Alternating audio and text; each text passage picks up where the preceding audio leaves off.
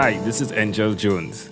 I love great conversations where life's journey is communicated not only through words, but tones and emotions.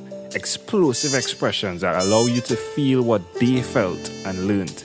A fool learns only from his own mistake, while the wise learn from their own and from those others have made. Thanks for being here with us.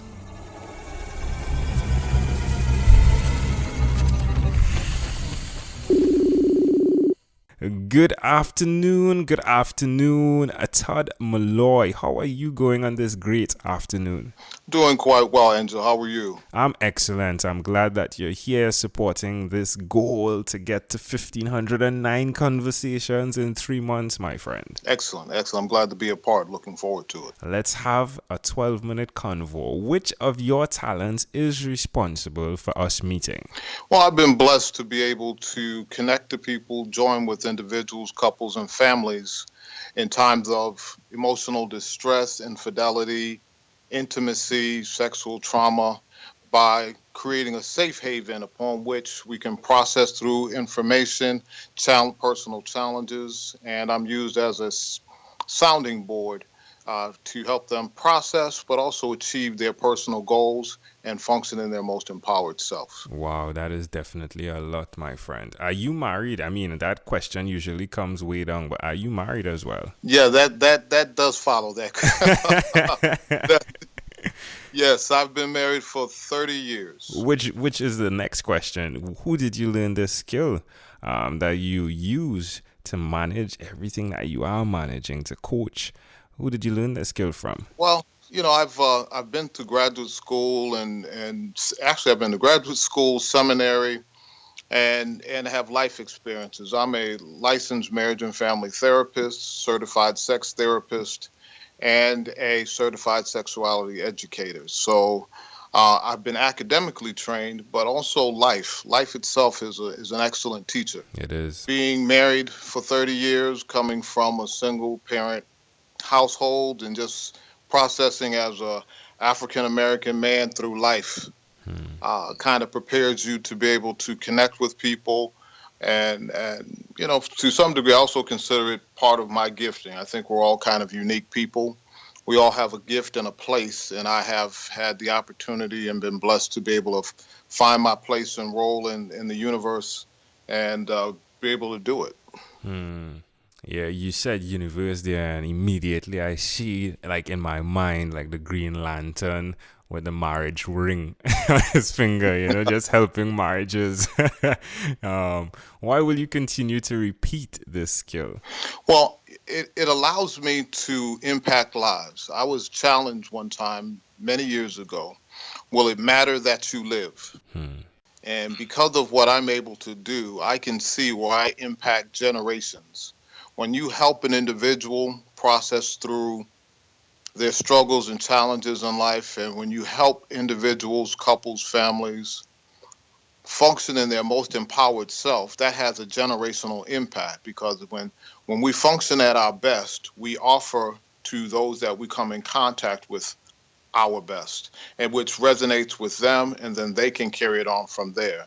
So what I do as an individual on a day-to-day basis has generational impact, and that allows me to understand that it matters that I live, but I can see that I'm functioning in a realm that's bigger than who I am.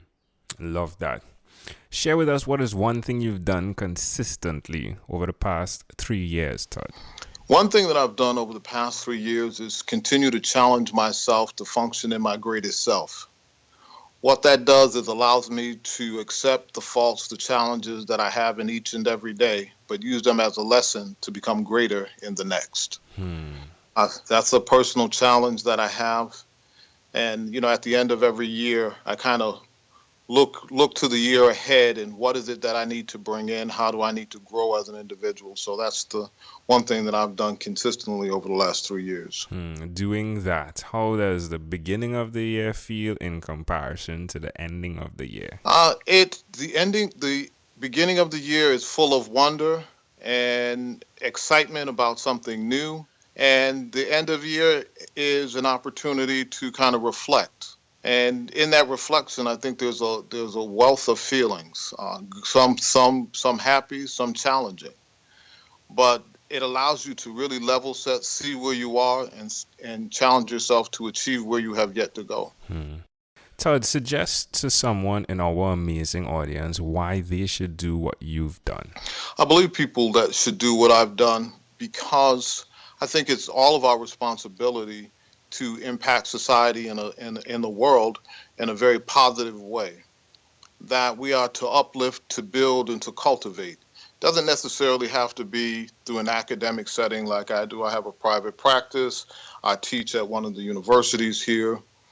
But by the smile, by you walking with a smile, by you imparting words of wisdom, by what you're doing, how you're encouraging people to higher heights and achieve Guinness World Records, is that it has a resonate and a rippling effect that will surge through the course of humanity and allow us to level set and really experience joys that I believe life brings.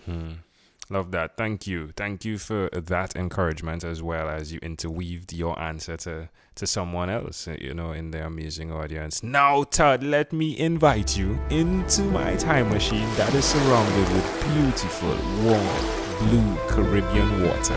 What is your earliest childhood memory? My earliest childhood memory is about being a schoolboy, about 5 years old, getting on a school bus. Why do you think this memory is so clear? Really, some challenging, some good. It's a transition in life, a beginning, and it's about a beginning and a wonder of where this all goes. Where does this lead?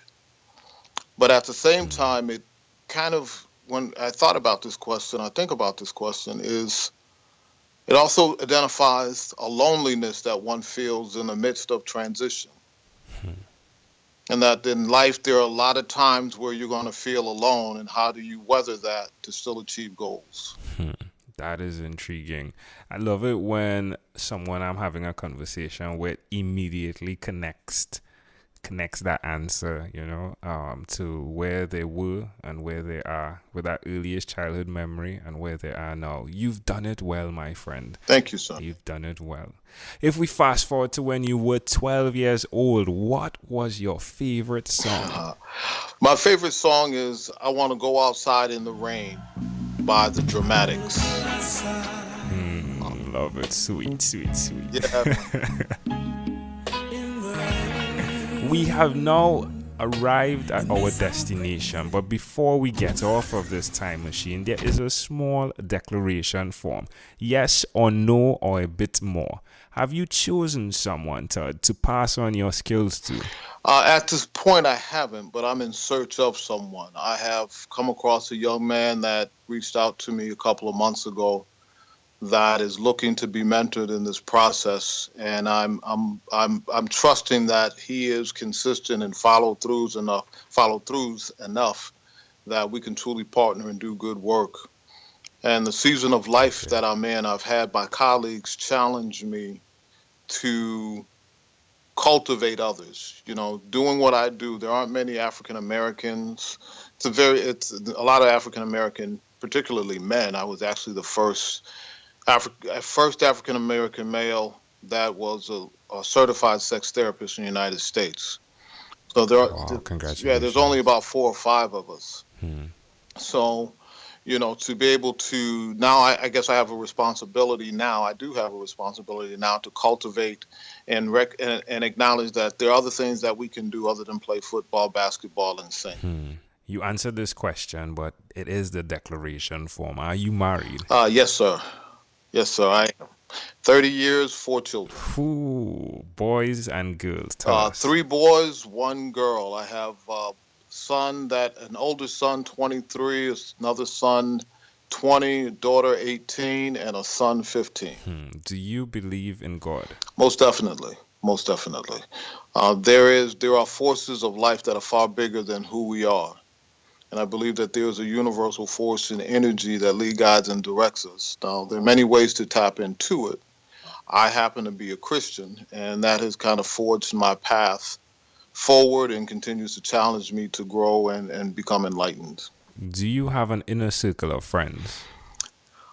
Yes, very small inner circle upon which, I can bounce my own thoughts, process through, and then sometimes just relax, kick back, and laugh.